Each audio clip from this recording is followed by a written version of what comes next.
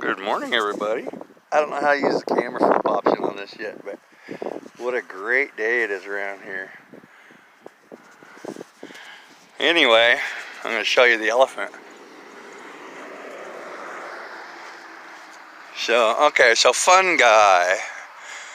At the top would be, the elephant would be facing left. You can see the pronounced nose trunk just down to the left. And at the very top, where there's no trees to the right, that's the end of the hairline, the back of the head. And if you go down just from the middle of the top of that mountain, you can come directly down in the Z-axis about, well, I don't know, about 1/3 of the picture that you're seeing now, just before the tops of the oak trees that are on the ground. Look just to the left, and there are more oak trees in that little cutout there. Now, I've noticed that only oak trees grow out of where an eyeball would be. I've been up and down the Willamette Valley. There's a bunch of these, at least up until just past Eugene going towards Portland, and then it kind of spreads out big time. But at any rate, I've noticed that only oak trees grow out of where the eyeballs may be.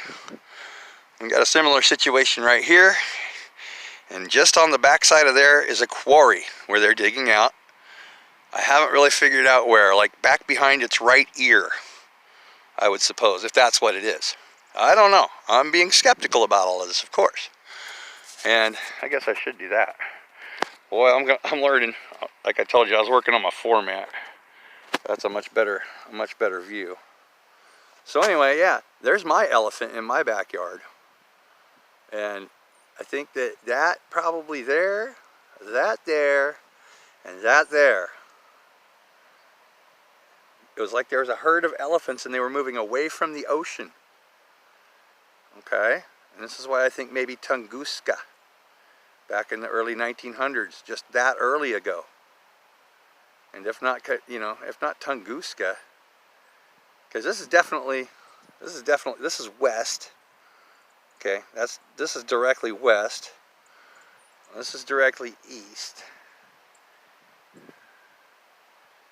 So this would be south and north. Something like this. That's close. So anyway, as you can see, the sun is where it's at, and it's going to set to the right. And it goes off right about there. And of course, we got the winter solstice, so it only barely comes up past the top of that mountain now. And during the first part of winter, all the way behind the mountain, couldn't get no sun here hardly. So anyway, that's the layout. At any rate, so the elephants were moving away from the west.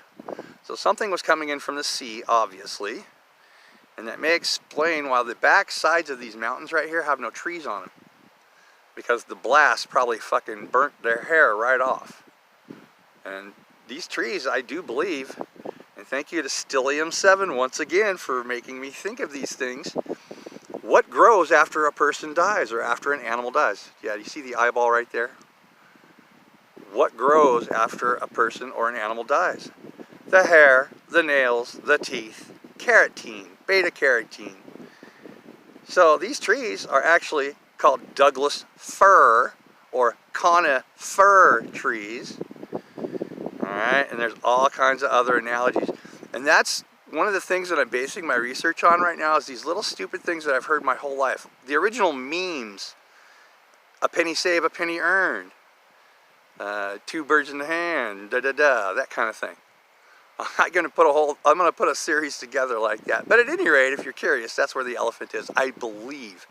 I've looked at some topo on it, and at least on like Google Maps, it looks like maybe the elephant had spread out its front legs to the right and to the left. That's where the tree lines are at, above. But it's really hard to decipher because they've really done a lot of work out here and stuff. Now anyway, I just decided to make this video for it. This is possibly where I'm going to work to go grow grapes and make wine there across the street anyway. So, I don't know, with all of this kind of thing, I'm sure you guys have seen the rocks moving across the desert floor mysteriously and leaving trails, and they figured out it was a small sheet of ice that was doing that, and then the wind would blow the rocks.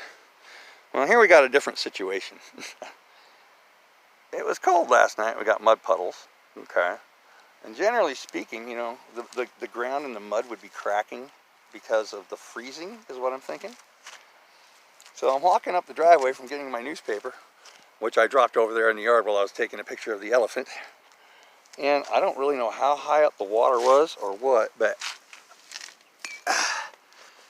as you can see, these grooves, they go in and out of the water. They go up and over little features in the ground. I'll follow this one, see how far it goes. We're going all the way to the end, all the way to the end, all the way to the end, all the way to the end. No rock. There's no rock there at all. There should be a rock at the end of that. So just another little weird thing I'm checking out. It's like, I think that what these are is they're probably earthworms that have come and gone, and they probably are going in right where the mud puddle is here. So that's my guess. But apparently it's just like they'll get right to the end, and I mean that looks just like an earthworm's head to me, or tail. And then they come back down this way, and then they go in the water, and then they go underground at some point or off into the grass here. That's my assumption at this point anyway. I just thought it was kind of cool, because all of them end at a certain point, but there are no, you know, pebbles or anything on the end. So I think these are earthworm. As a matter of fact, it looks like an earthworm right there. I'm not going to get my fingers icky. Anyway, once again, just a beautiful, beautiful day here in Southern Oregon. Just amazing for almost February.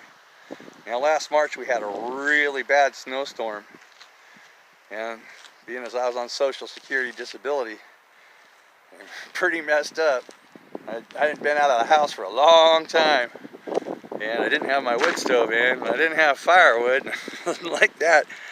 And about a week later, I thought I was going to die. So that's what's inspired me to get outside and start working around and get back to work at least part-time if I can. But you know, I got to say, you know, everything that I've studied and looked at the last 6 years sitting here on my healing derriere has all contributed to what I'm coming up with now. And I didn't ever really want to do this kind of stuff. Didn't really care. But I find it rather compelling at this point, and I do believe I would like to be part of this revelation of the method. And remember, folks,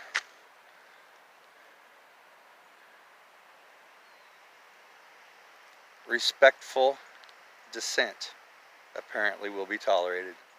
So thank you to the powers that be for letting us do this. We all have to respect where we live. And yes, we are being allowed to do this, by the way, because they could shut this down at any point in time. So this is my respectful dissent.